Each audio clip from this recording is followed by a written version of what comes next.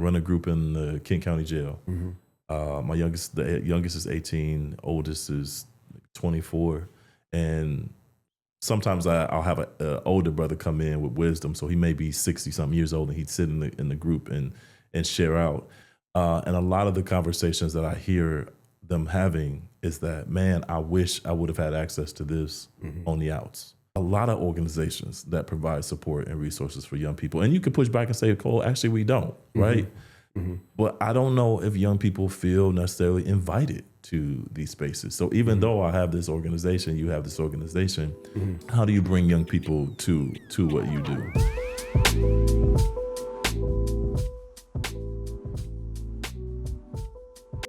My name is Cole Williams, and I am excited to introduce you all to a friend, a colleague, and most importantly, a father.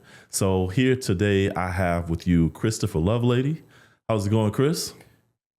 It's going good. Going man. good? Yeah. It's going good. So listen, Chris is the executive director of All Good Sports, and he's going to talk to us about his journey from what it was like being a father, a husband, but also his work in the community. So I am honored to have you as our guest, man, to just sort of talk about your journey. But before we get into all that, we got to take this back to like 9 years ago, man, when I remember first reaching out to you to say, hey, I've got this idea and concept about telling stories about young men that are involved in the juvenile detention center. And this idea, our North Star is, how do I become something I don't see?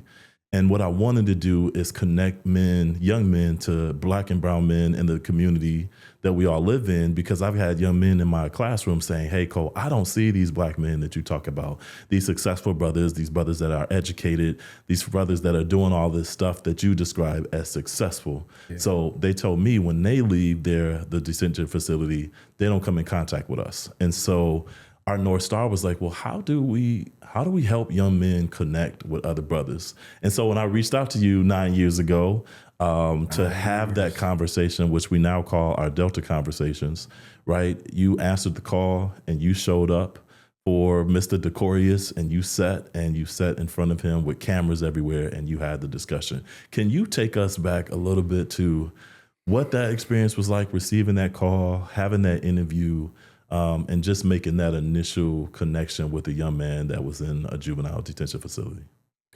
For sure. So I have to say thank you for the opportunity.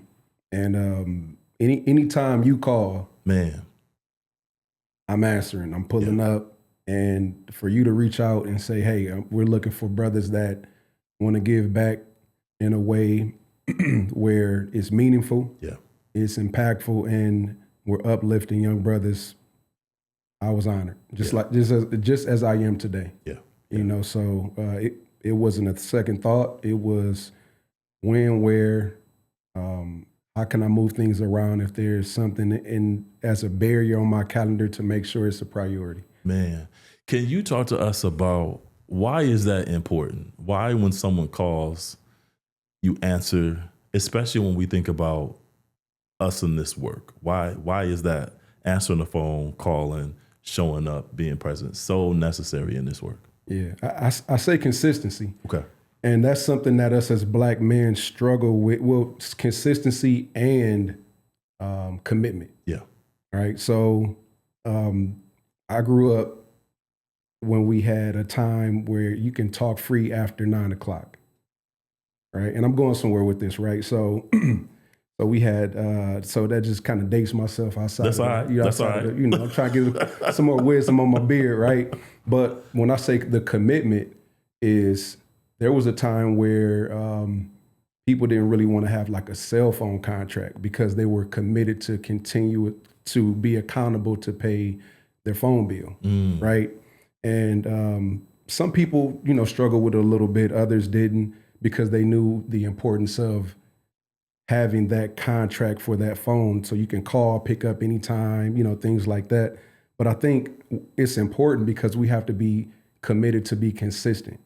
And our young people lack consistency. They lack accountability. They lack the things that help them grow and go from survival to thriving, because they don't have, or they lack or maybe they haven't really discovered who's really in their corner to hold them accountable consistently. Yeah. So that's my challenge for myself, to be consistent or be the best at being consistent as much as I can. I don't know if that sounded right, but it makes sense. It makes sense. And when you do that, they're able to see. I always say manhood is modeled. I don't, from one of my mentor, Pastor Jermon T. Glenn. He always mentioned manhood is modeled. So by modeling consistency and commitment, that's what I believe that we need to show that. Okay.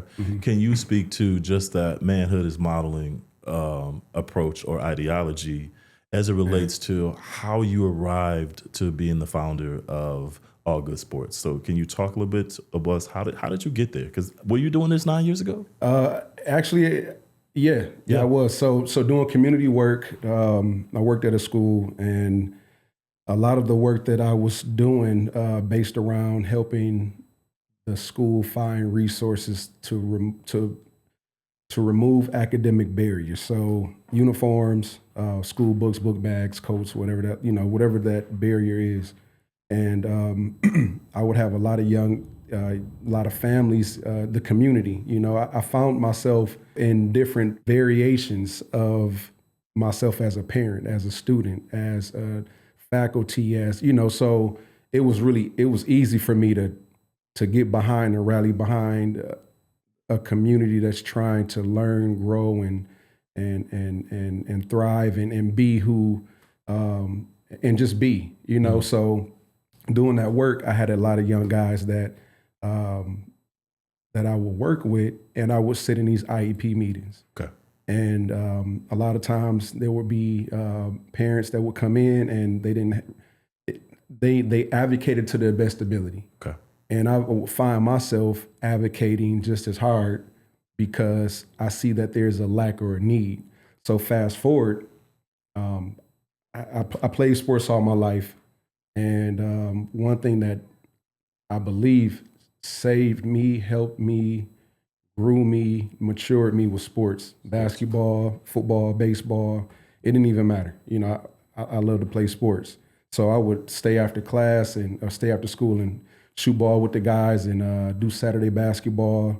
Back then, before the organization started, we ran, me and Dr. Khalif Akbar, we would host Saturday academic basketball and sports, academic and athletics. And we would have them do sight walls along the wall and do push-ups and just do different things that would incorporate PT or phys ed and education. Okay. And the guys and the young ladies that would also show up, they just kind of we connect, and that's kind of that kind of like started that journey of developing All Good Sports. Okay.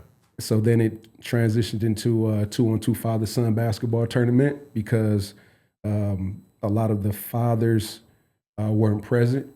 And it's interesting because some of the fathers, they weren't present because they just didn't know how to. It wasn't that they weren't present physically. For lack of better suggestions or maybe terms, like mentally they didn't know or didn't maybe feel like they could add value in some of the conversations. Makes sense. So we grew, we connected, and I said, you know what, let's try to figure out how we could get 3 things accomplished. One, compete in a healthy manner, learn how to build communication skills, because we know sports could bring a different person out of you. Yes, it can. But also, how can we build community? Okay. And those things, it happened naturally and organically. So I said, you know what? Talking to my wife of 15 years, I said, how can we continue to do this work? Yeah.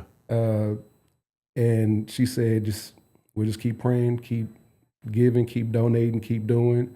And at some point you have to become a 501c3. Man, isn't that the calling? When you're doing the work and you recognize, okay, it's great that I'm doing this work, but the mission becomes much bigger than myself. Correct. Right. Correct. And so you just mentioned something I think is really important to acknowledge. So you are a husband, Yes. You are a father, and you are the co-founder and executive director of an organization. Yes. How do you do all that? I don't know. Okay. Okay. No, that's good. That's I don't good. know. You don't know. Yeah. And Chris, me knowing you, I know that there's a spiritual component that is connected to all things that you are connected with. Indeed. Right. And so when I think about that piece, how does it begin to align or connect to your mission? Right? If that makes any sense, because when you're a husband, there's a mission. When you are a father, there's a mission. And now that you've created an organization, there's a mission, right? When you are walking in your spirituality, there's a mission. How did all of this become your calling? That makes sense. It became a part of my calling when my grandfather did very similar work in Detroit. Okay. And he was the guy that built basketball hoops with the backboard, the wooden backboard in the crates. And if you come over here, there's no cuss words, no fighting, things like that. And people respected it. So he was a reverend, and that was his ministry in the community. And I was there, right? I remember him doing the same thing for me. A little more modern. We had the basketball roll, the roll basketball hoop, putting the water in the base and things like that. So memories, man, memories. So it came natural, and so it was just natural, with how it aligned with family, with it aligned with community, faith, family, and finances. Those are three things that. Me and my family, we have, that's our, if we had a crescent or a shield, that would be on our, which it is actually, that's our family crest. So it fit naturally because we all, as humans, we long and we look for a sense of belonging and a place to be. Yeah. And when I see the young guys, I see myself, and so All Good Sports, our mission is to empower young people through academics, athletics, and affirmation. How did you land on those three? Academics, affirmation, and what was the third one? Academics, athletics, and affirmation. Yeah, in that order too. Okay. Education is very important. And I'm thinking of a quote. I'll come back to it at some point, hopefully, but the baseline is just getting knowledge of self. Knowledge of self. Know thyself. Know thyself. Any time I'm speaking to young people, the first thing I say is know thyself. Understand what are your triggers. Understand what motivates you. Understand your work. All of those things. Know yourself, because once you understand that, you have a sense of purpose for yourself. So that's the self-awareness. Okay. So it's like the academics piece of the academia of yourself, the academia of, core ed, whatever that is, whatever sphere or course or trajectory that you're going into. That's the academic side. So in the athletic side is we have to have a way to release or to get that energy out, right? So that energy or that way to stay in fight and trim, to stay physically fit, to stay motivated, those things help with your mental health, right? But also the affirmation is, I'm affirming you and you're affirming me, and we affirm ourselves when we need to, know, so those things together, academics, athletics, and affirmation, we use sports-based programming, or I don't really like to say programming, but sports-based activities and initiatives to really help young people discover themselves. And we help with the academics, we help with mentoring, we help in this case by case, know. So that's how I landed on those three, because those are things that I needed. Those are things that I needed, absolutely. Yeah. I was just going to ask you, I heard you mention mentorship. Why is mentorship baked into what you do?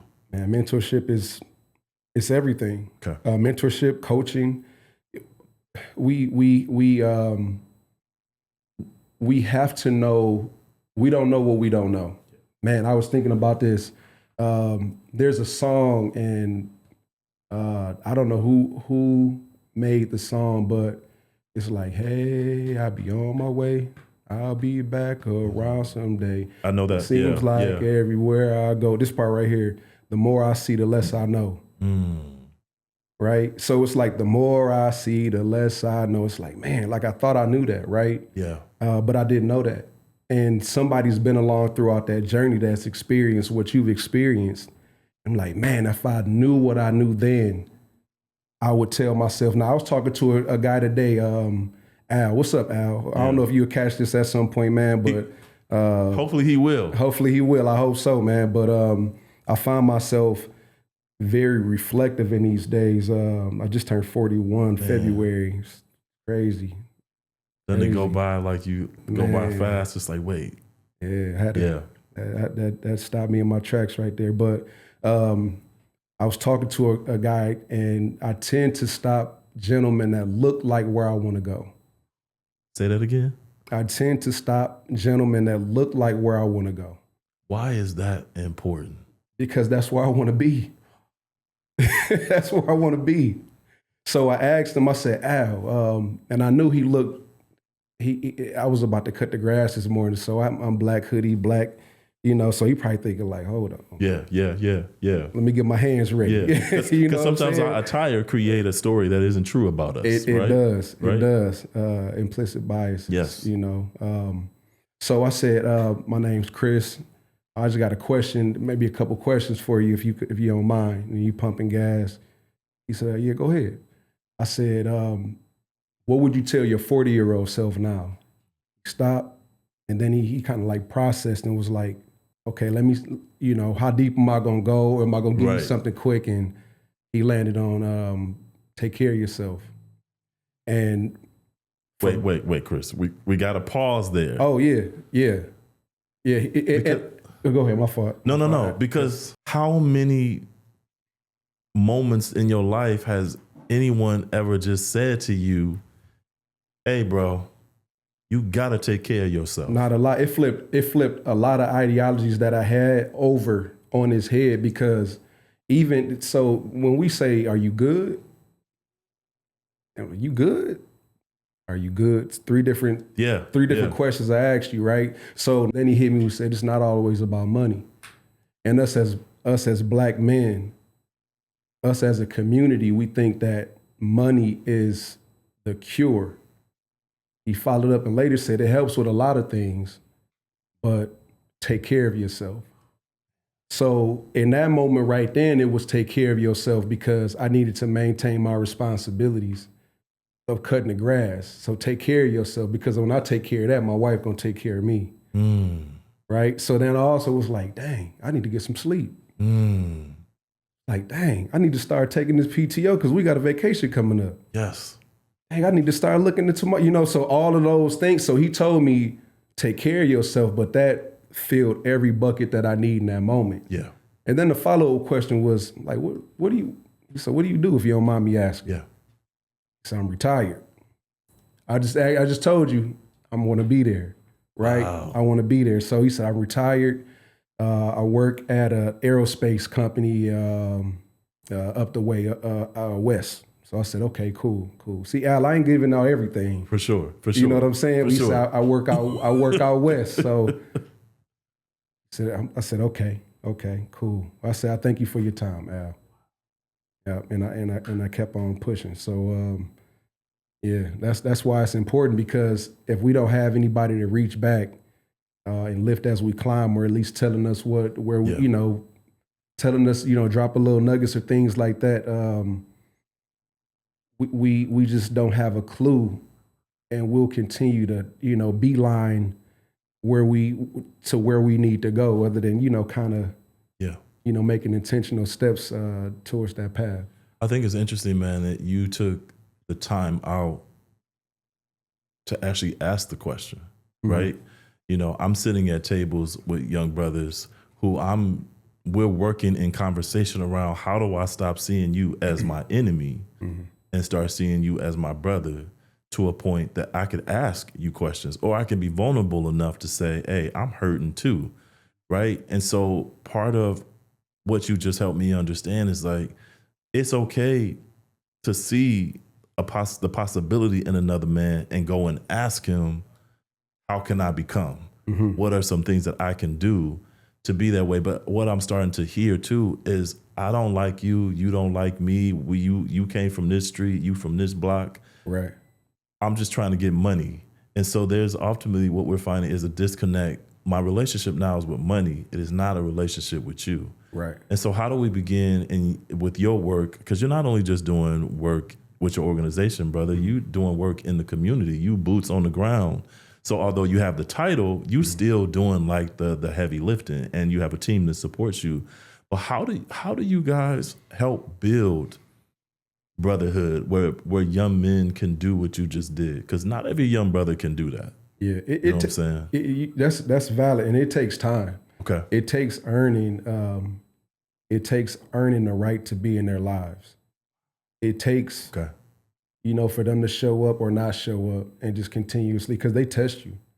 They test you just like we would test anyone, or we would give people the opportunity to earn the right to be in our to lead something, or to have or to own something. So they do that as well. They just do it in a different capacity.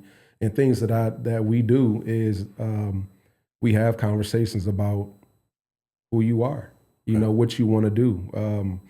We've been blessed with opportunities to take guys out of town, and that was some real bonding, because they were able to see the world in a different way. But also, when you leave this place, we got right here. So when you leave, you may be from whatever street. We met up here. We left together. We're gonna stick together, and we're gonna come back together. So we actually took a trip to Detroit, and that was a great time. We went on a Princess Cruise boat, and we went to a baseball game. Shout out to the Grand Rapids Center of Community Transformation for sponsoring that event. Yeah. That trip, we did a day trip with Young Life too. Man. Shout out to Young Life as well. So we did a day trip.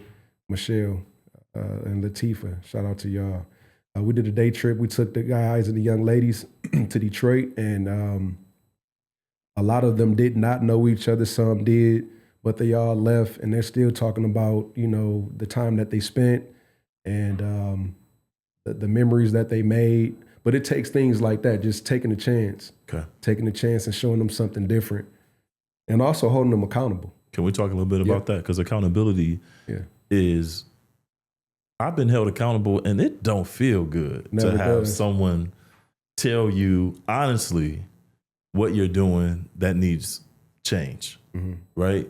How do you build up the ability to still hold young people accountable, and they not push you away or shut you down? Or maybe they do and you still do it.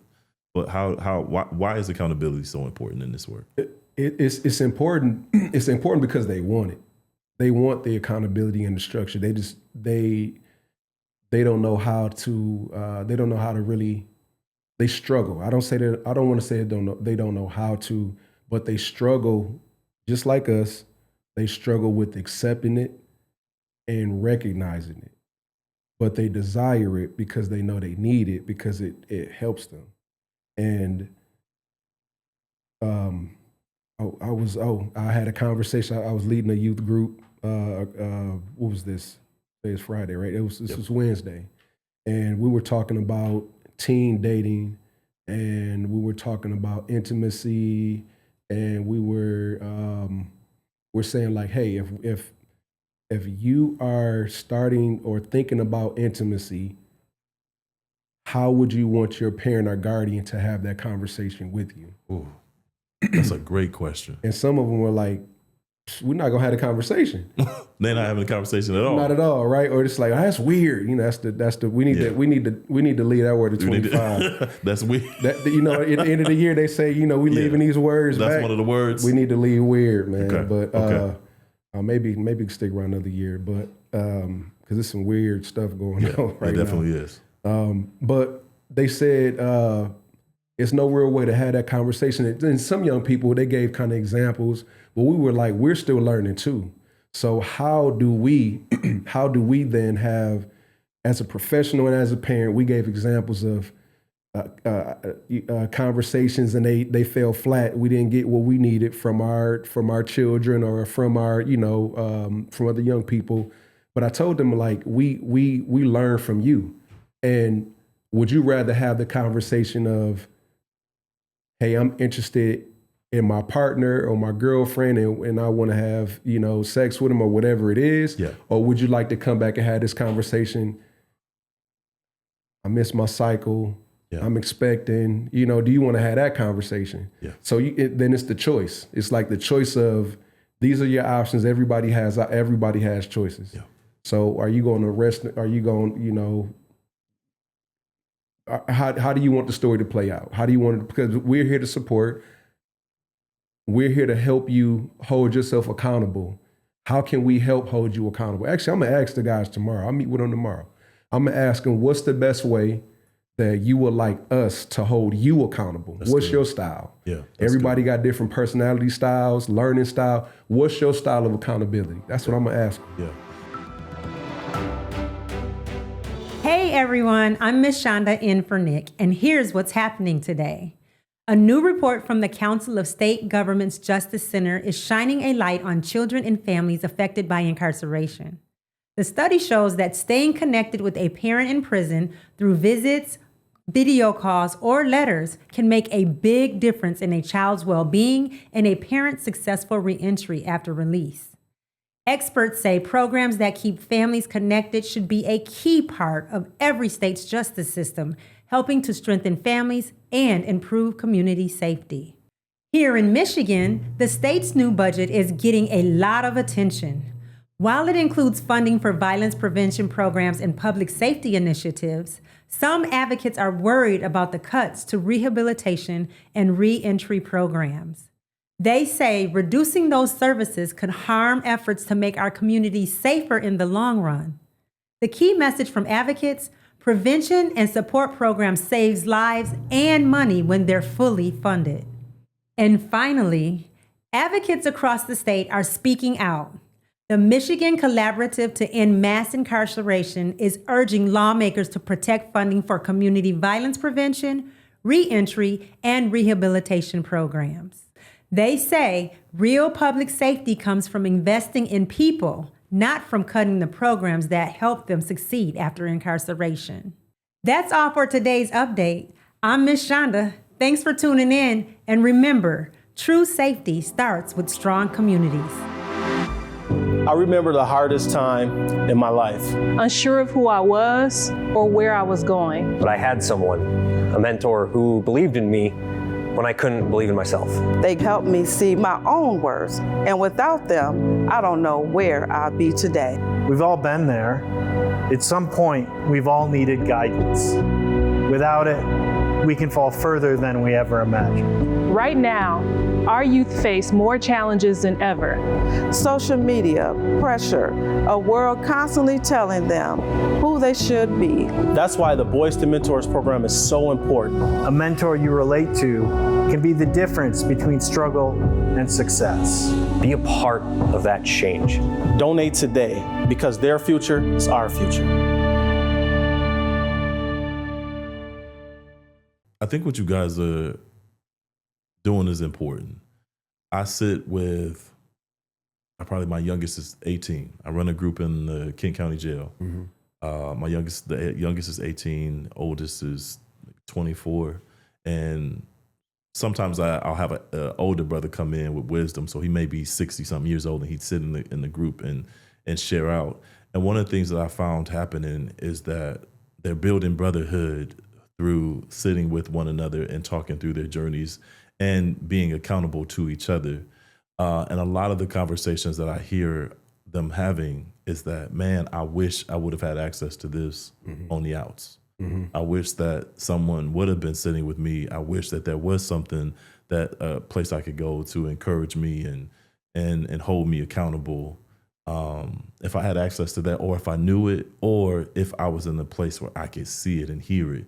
Because what I'm also learning is that we have a lot of organizations that provide support and resources for young people. And you can push back and say, Cole, actually we don't, right?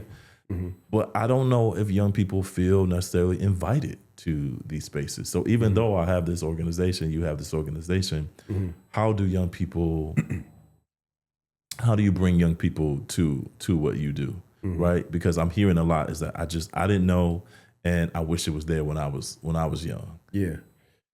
So right now we do open gym. Open gym. So yeah, we do open gym right now, and that's a way to just, you know, they don't. I hope they know, and I believe they do know, but that's a way where once they get into the gym, I'm asking questions. You know, I'm catching them, and I'm intentional with that because I want to know who you are. I want to know, and I'm not asking, you know, questions. It's just, hey, what's up, man? What school you go to? You know, okay, the Rockies. Okay, cool. What's your mascot, right? You know, just something like that, like to let you know I've been around or I'm invested, right? And you know, grade, and if it's a staff member over there, oh, you know, such and such. Yeah, I know. Yeah, you know. So it's like I'm trying to build that. I'm trying to build that connection, and I don't ask them, you know, nothing crazy. It's just more so just who are you? I'm interested. I'm invested in. I'm thankful that you're here. You know, you could have been anywhere. You could have been at home. You could have been, you know, whatever. But why is it important? Why is it important to end with "I'm thankful that you're here"? Why not? Yeah. You know, I mean, why not? I mean, we when let me slow down. So when we're raised, we're told and we're shown to have manners, right? And show gratefulness, right? So if you're running a program, if you have an event or whatever it is, anybody that shows up or the young brothers that show up, I want to show you gratitude as well. You know, this isn't something where, you know, not only just you benefit, I benefit, you know, so I'm thankful that you're here. I'm learning, we both learning together. Iron sharpens iron. This work is tough. And this work is not for the faint at heart. Not at all. And this work isn't for people that think they know it all and have it all. Yeah. And this work isn't for people that want to come in and save and fix. Correct. It's not that. Seed time and harvest. Yeah. Yeah. Seed time and harvest. So even though we've been in the village and doing village work, the tools that we use get dull. You keeping me sharp. So thank you for showing up. Yeah. Yeah. Thank you for showing up. I think it's important when we think about community, and you keep using words that are powerful. Village. No, normally people say neighborhood, but you use village, and I think village is really important because it feels very communal to me when I hear the word village. It feels very connected. It feels like belonging. That's what I want you to feel. Okay. That's exactly what I want you to be able to see yourself here. We want you to bring yourself, and we want you to leave better every day. Bring yourself and leave better. Bring yourself and leave better. Come in smelling like smoke. Hey, I'm gonna have a conversation with you. Yeah. But you made it here. Yeah. You know, you come in one way. You know what I'm saying? We just want you to be present because again, more eyes that are laid on you, being able to see, like my grandma, I want to lay the white of my eyes on you. You know what I'm saying? We want to be able to see you, right? We want to be able to see you, you growing. And then, because after that, it's like we've put the work in to earn the right to be in your life. And you have to allow us to do that. Yeah. And we're not going to judge you. We're going to have a conversation just as well as we celebrate you. We'll have a conversation to make sure we have expectations set. Yeah. Because if we don't have that, then what are we doing, right? At the same time, we're thankful that you're here. We want you to be here. And we know that we won't be here forever, right? These seats will be replaced by them. So that's the investment that we're doing right now. Yeah. And hopefully the return on our investment is that Cole and Chris is replaced. Yeah. You know, and our legacy and our spirits are continued on through our work, through their work that they're doing. You know what I'm saying? Just this, we're doing the work that other people, you know, laid the foundation for us, our social fathers, our community and village, our chiefs and everybody that kind of spearheaded and did things a certain way so that we could be here. Yeah. So Chris, you mentioned the idea of like how hard this can be in this work, right? And so I want to talk about data, but I don't want to talk about data in numbers. I want to talk about data in lives. Is there a story that you have about a young person or a family that could speak to or helps you ground yourself in why this work matters? Yeah, actually, I do. I contemplated. I was going to ask you, can I bring this young brother on the show? And just to kind of give a little background, talented, smart, intelligent leader, young man.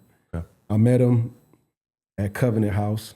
And shout out to Covenant House. Shout out to Covenant House, man. They're my peoples over there. Shout out to Covenant House Academy. I met him at Covenant House, and we run a guys group there, which is a basketball club. Then it forms into a basketball team.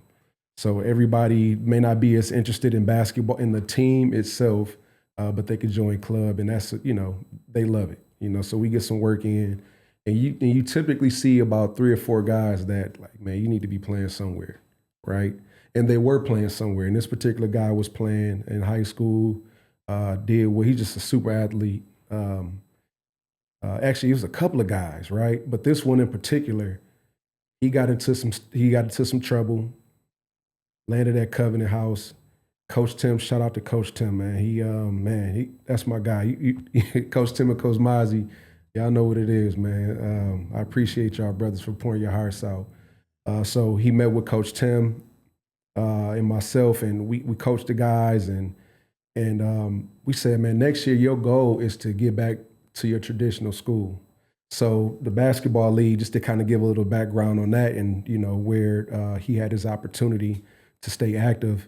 The basketball league, the August Sports Basketball League, it starts in January and concludes in March, and the team is made up of community teams, such as the Boys and Girls Club. AGS has 2 brother teams, Crossroads, and there's Job Corps. There's a few other teams that are in this league that make up the community teams. And the guys that are on these teams, some of these teams, they didn't make their traditional high school teams for whatever reason. It could have been, I didn't get my physical turned in enough time, but could have made the team, right?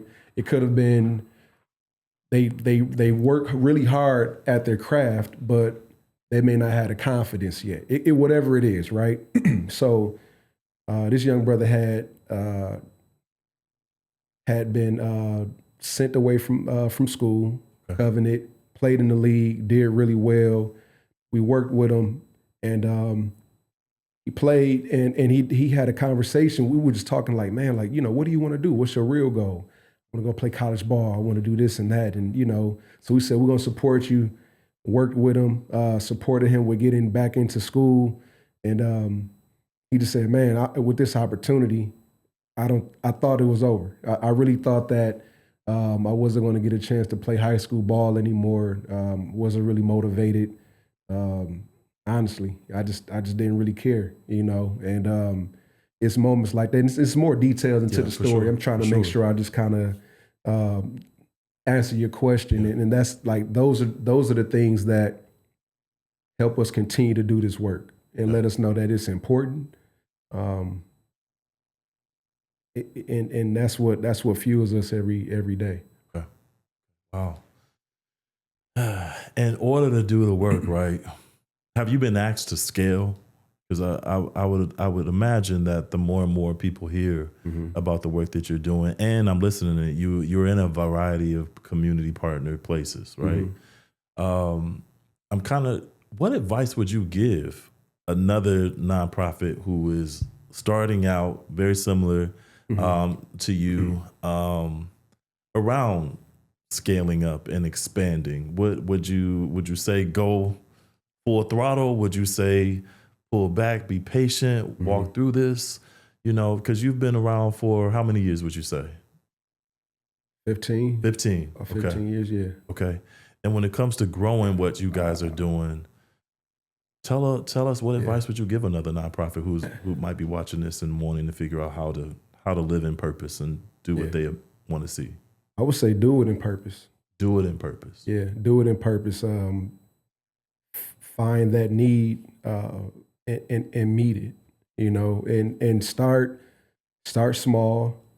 Anytime I'm doing it, actually, I was thinking about the father-son tournament it started with the tournament. Then the first year we had a camp, you were the guest speaker. Yep, I remember that. You and your son. Yep, I remember that. Yep, y'all were the guest speaker, man. And that was the first time we had it indoors. Because every year before that it was outdoors. But I said I want to scale it up. And I said, I want to bring in, my number was always 50. Anytime I'm starting off something small, 50 people, 40, 50 people was like a manageable number. Okay. So do things that's within your wheelhouse. Do things that are purposeful and stick to what is right. Stick to what's authentic to your idea. And naturally things will scale up. And God will continue to do the rest. Because when I said I wanted to add some more substance, I said, man, who better than Cole Williams to really come in and talk about fatherhood and talking about, I mean, the different facets of like different facets of being a father, but also fathering and mentoring, and we're working with young people that don't want to be worked with. It's like not that they don't want to be worked with. It's like they, the ones that are it's hard to reach. The rock stars, the ones that we love, bro. And when the ones we love, man. Bro, when you called me, I was scared. I got 2 left feet. I can't dribble. I'm like, oh my God. But you know what? It was a calling. When you called me, I said absolutely. But even bigger than that, man, it was like, oh, okay, Cole, this is not about you. Mm-hmm. This is about what we need to be talking about is what's happening to fathers and their sons, and how do we create an experience for them to feel connected, right? Mm-hmm. And I remember going and seeing dads and their kids and playing, and I remember that, and I also remember the boys whose fathers weren't there. Mm-hmm. You know what I'm saying? Mm-hmm. And so part of me, can you speak to that part of this work? Yeah. Like, what is it like to hold space for boys whose fathers are not there? I believe God has given me capacity to do that. I have 3 daughters. Yeah. So I believe God said, hey, your walk is these 3 girls right here. So I'll give you the opportunity to walk with young men. I've been blessed. Wow. Yeah. Yeah. Yeah, because you are a father of girls. 3 girls. And so what is that like? 3 beautiful tough. Being a father of girls while also being a community father of boys who haven't necessarily had the experience of being fathered. I look at it honestly as like, when you see these 3, these are your brothers. And that's my hope is that that's my contribution. My contribution to the young man in the community that I work with is that they take or see pieces of me or the trusted adults that I bring into their lives. They look at that and say, okay, I want this. I like this from Coach Tim, or Coach Mwaz. I appreciate how he approached me with that. Or when Cole came in and he spoke about this, I'm gonna arm myself. We talk about armor a lot. So what are you equipping yourself with? So I'm going to equip myself with this right here. I like this right here. It's like you're padding yourself for your journey. So my hope is that they see that and say, Coach Chris, I'm gonna arm myself. This is what I got from Coach Chris. So I do believe it's seed time or harvest. Like it's the time that we spend. That's the time, and then they'll go somewhere else, and somebody else will put some more seed time, and then they'll harvest to be later on in life. So I hope that's the contribution or the work that we do. We get to see that in the community with more healthy, strong Black men and families, and uncles and brothers, and people that really care about the family unit. Yeah. What would you say to a man that's watching this or listening to this that happens to be a resident in a locked facility? Mm-hmm. When you think about the journey that you've been on, being a father, right? What and the spiritual component that you come with. What advice would you give a man when it comes to fatherhood? Would you fatherhood and just maybe even sticking to the passion? Because I feel like every time I talk to you, it's rooted in passion. It's rooted in what you've been called to do. Is there any words of wisdom that you have when it comes to that, brother? So I lost my father when I was 14 to addiction, and it was heroin. So for years, I thank God that my mom handled that situation in a way that they weren't together. And so I thank God my mom handled how I saw my father, how she did, because she never said anything that challenged his character or whatever it was. I mean, that's a whole nother conversation, right? So, but I will say, I can speak to, I can empathize. Okay. That's the term, right? Yeah. Okay, Yeah. I can empathize with having a loved one not present. And what I would like to say is, me as a child, I understood that my father went through things that he didn't understand or didn't know how to. He dealt with the situation at hand the best way that he could. And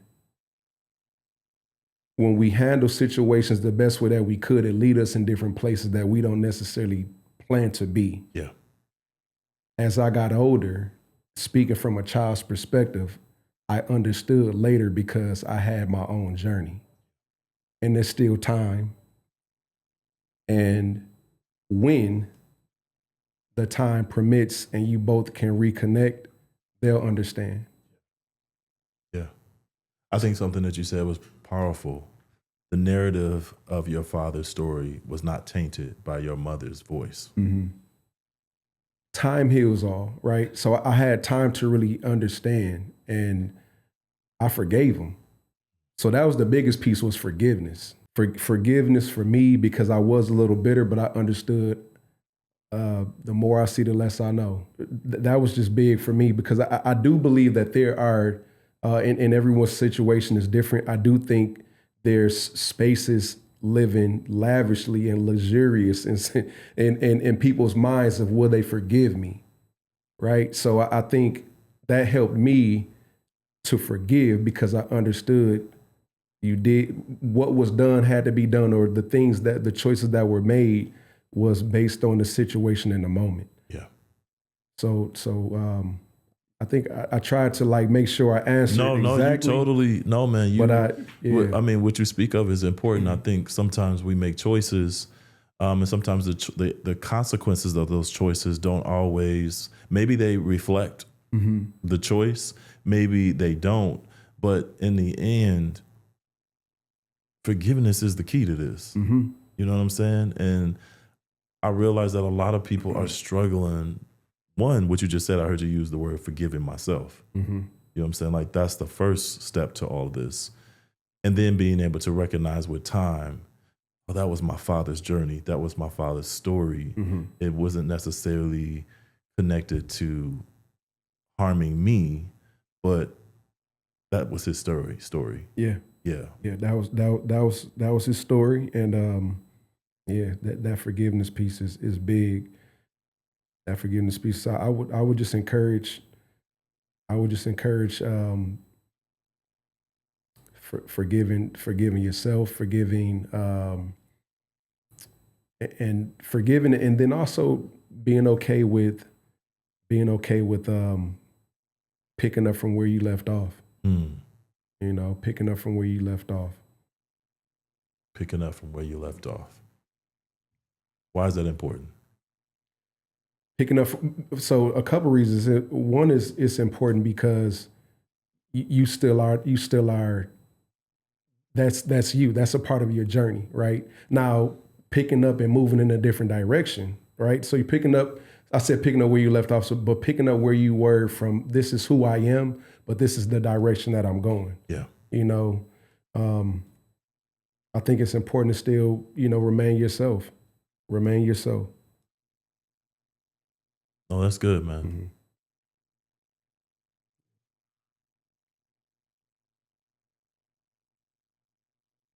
Okay, so I got a question. Mm-hmm. Sports and mentorship are. Let me start that over. Sports and mentorship are not just programs. They're tools. When I think about it, for justice, equity, equality, and healing. How do you see this work addressing some of those larger issues that we have in the community? That when we think about the gaps in violence, when we think about father absence, how does the work you do sort of align in that, if that makes sense? Yeah. I think it aligns with filling that gap or meeting that need of, I use the term social father. Social father. Yep, social father. That's something I got from Dr. Khalif Akbar. He mentioned that being a social father, it can be as important as being a biological father because we're social beings. When you have people that step into a space and they have your best interests in mind, it matters, especially when you have a captive audience with sports. So we're thinking about sports. You have the influence of your coach. You have the influence of your team. I mean, sometimes you have more. I've received plenty of phone calls from parents and guardians saying, "Hey, such and such ain't do their homework. You got to talk to them. You know what I'm saying? We got to have this conversation. Why?" I got you. Yeah. I got you. Right. And then I have the conversation and it hits a little different. It hits a little different. So it's important that it's important to recognize that we're a team. Yeah. So the parents, I look at the parents and general managers, right? So you make sure everything needs to be where it needs to be. We're just here as we're player coaches. We get in the field if we need to, but for the most part, we'll watch it from the side and root you on towards your success. Yeah. So I think that's important. One thing that we do, as far as like when you mentioned the social piece, I forget the term. I want to say you said violence. Yep. So one thing that we do, we invite all the teams out on Saturdays. Anybody that's in the basketball league to open gym. And the main piece we do that is because we know that competition can get really heightened to the point where you're angry and all the things. You're just angry, so mad, whatever. So we have open run, and that's an opportunity for guys to get on different teams, mix it up, but they're building camaraderie. So it's a little different from me and you seeing each other for the first time on the court versus, man, we did open run 3 or 4 Saturdays and now we on the court competing. We can compete in a healthy manner, so it's a way to kind of, weave in that that way to, kind of break the ice a little bit, but also we can be competitive. Yeah. I'm still not about to let you, make me look crazy, but respectfully. You know what I'm saying? And we still brothers. We still brothers. Yeah. Yeah, we still brothers. Still brothers. Mm-hmm. Yeah, I think brotherhood is needed when we think about our boys in our village, especially when they have had experiences where you can't trust the dude next door. You True. Can't trust the dude on the opposite side of the street. You can't trust the dude a block over. True. Right? You can't trust the dude that go to the different school. Everything is rival. Right. So the opportunity to get in there and play a game, be competitive, but still see each other in a way that's connected to, oh, you human too. That's right. Oh, you got feelings too. That's right. Oh, you got emotions too. Oh, okay, you've been going through that too. Yes. Oh, okay. Oh, I'm not alone. Not alone. You know what I'm saying? So I think that, again, if I don't have it, if I've never experienced it, if I haven't tasted it, if I haven't tried it out, then I'm gonna do what I'm gonna do, right? And until you try something different. And so I appreciate just knowing that that's what you guys are doing, right? And it's also to add to that, the parenting piece, because when my sons were playing football, I realized I'm the dad. I'm the head of this house. I don't want no other man telling you what to do. I got this. Right. Until I realized, oh no, the coach is my guy. Oh, yeah. I need to call this dude and say, yo, he not doing X, Y, and Z, bro. I need you to have him running laps. Yeah. I need you to talk to him because clearly he ain't hearing from me. And I knew that to be true when my son would be like, Dad, I'm trying to get a big chest. I'm trying to build my chest up. And I'm like, oh, bro, you got to do some push-ups, bro. Just get in there, spend some time doing some push-ups. Right. Man, this man came home and was like, oh, Dad, I learned how to, build my chest. I'm like, how? Oh, my coach said you got to do push-ups. I was like, What do you say? I ain't say. I'm like, bro, ain't that what I said? Right. But then right. I was like, oh, the coach speaks from a different lens. Yes. My son has a different interaction with him, a different respect. And maybe not even a different respect, but he's a part of the village in a different way. So he's going to listen to him completely different than he might listen to me. He hears me all the time. Right. You know what I'm saying? Like- my coach is connected to something that I'm learning and that I'm passionate about. Right. You know what I'm right. saying? It's like that. They say you have to tell somebody 11 times for them to, so they're like that 11th time. Yeah. We the 10th. Yeah. That 11, because usually they say it one time. Oh, okay, I got it. Yeah. I got it. Yeah. Yeah. So shout out to all the coaches, man, and Yes. the mentors in this city and across the state and across the country that do the work, because it is hard work. Mm-hmm. You know what I'm saying? It was what was this, Wednesday, Thursday? It was National Coaches Day. Yeah, just this week, National Coaches Day. So as you shout out, happy Coaches Day, by Coaches Day. Yeah, by Coaches Day. Yeah, right. Yeah, no, belated. My fault. Belated. Yeah, belated Coaches Day. Belated Coaches Day. Yeah. No, man. I think it's important. I think every young man and young woman needs an adult, also with their parents, to help walk them through this thing we call life. 100%. Yeah. I don't think I would have been able to do it without the mentorship and support of people in the village who supported me. I recognize that you cannot do this alone, even though society tells us we ought to be able to do it by ourselves. But we need community, and we need programs like yours and the work that you all do to be able to support the kids that we love the most, man. So, thank you for that, brother. Thank you, man. Thank you. We need brothers like you too. Hey, man, I'm in there. That's willing to stick their neck out, Man. and do the things that's uncomfortable and go into areas that's unpopular. Yeah. Thank you, brother. Yeah, no, thank you. I mean thank that. you. Thank you. I got one more question for you. Yes, sir. I had it on here. Let me see if I can find it. Wrap us up.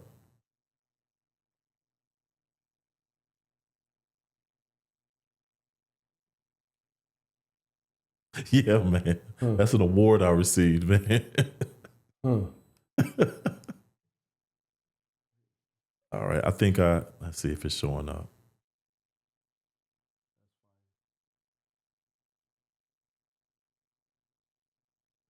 So scrambled. You know what I'm about to say, right?